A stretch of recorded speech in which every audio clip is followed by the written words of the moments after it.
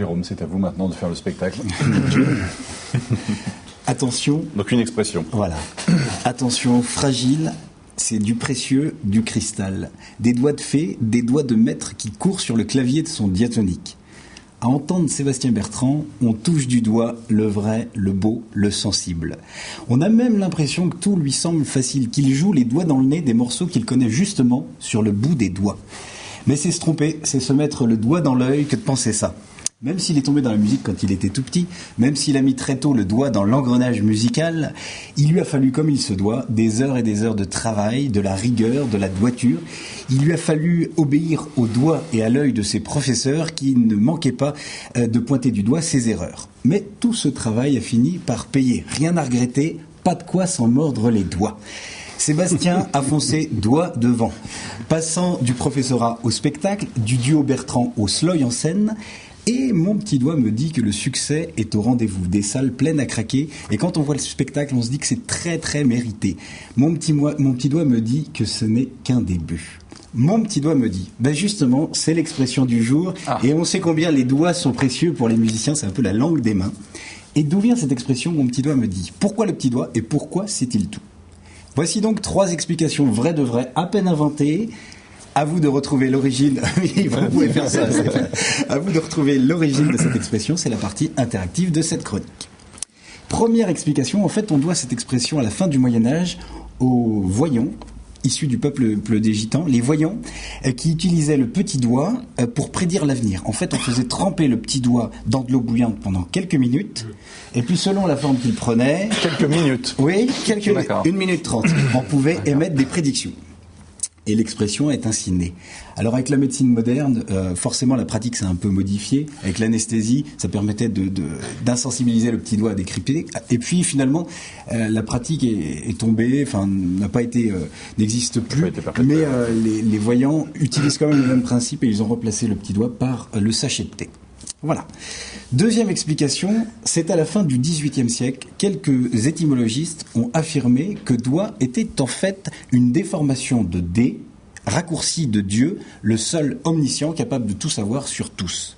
Ainsi, mon petit doigt m'a dit n'est ni plus ni moins que Dieu m'a dit. Troisième explication. Si en joignant le geste à la parole, vous dites à votre enfant « Mon petit doigt m'a dit que tu avais fait pipi dans le pot de fleurs ou que tu avais cassé l'assiette », ce n'est naturellement pas le pouce que vous allez faire rentrer dans l'oreille. En effet, de par sa taille, ce petit doigt appelé l'auriculaire est le plus adapté pour servir de délateur imaginaire dans le creux de l'oreille. Il s'agit de montrer aux enfants que l'adulte a de l'intuition et qu'il détient une autorité. Voilà 3 explications. Le petit doigt auriculaire, c'est l'oreille de toute façon. Donc oui. Oui, ça pourrait être... Bon, alors... Alors, à votre avis? Sébastien? Je sais pas, c'est peut-être le double qu'on a en nous, qu'on veut jamais aller voir.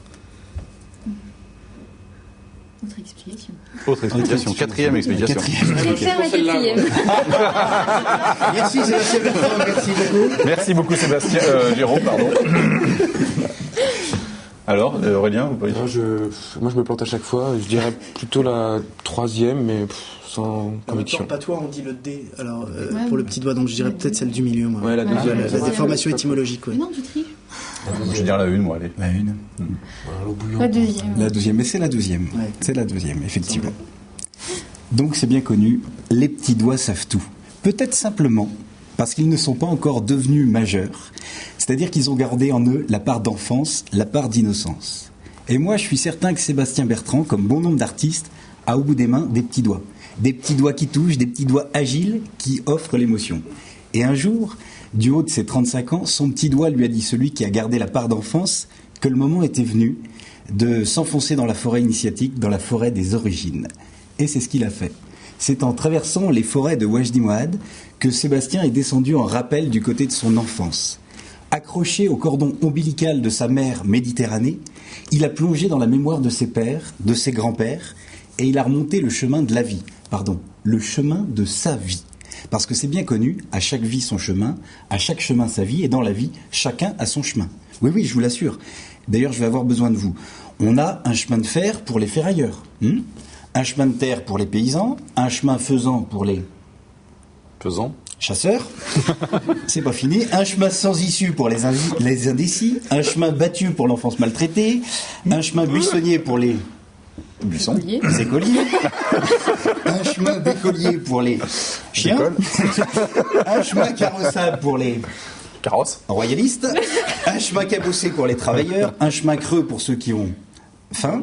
Un chemin des dames pour les messieurs, un petit chemin pour Mireille, un grand chemin pour Boranger, un chemin des douaniers pour les sans-papiers, un chemin de croix pour la galère, une cheminée pour le feu, un cheminé pour les pieds niqués, un ch'ti chemin pour les ch'tis, un chemin de table pour les matières, et revenons au chemin de nos moutons, un chemin de la belle étoile pour Sébastien Bertrand. Et le chemin de Sébastien commence au pays du Levant pour s'étendre jusque dans les marais bretons vendéens, et son chemin est en accordéon, un chemin faiseur de bon vent musical, un chemin de planches qu'il brûle chaque soir dans un feu d'applaudissements. Et sur son chemin, les étoiles sont belles, et mon petit doigt me dit qu'il est une étoile, la plus belle, qui est une sorte de fée, et qui n'a pas fini d'éclairer ses pas et de mettre sur sa route d'autres personnages jolinesques qui viendront lui prêter main forte.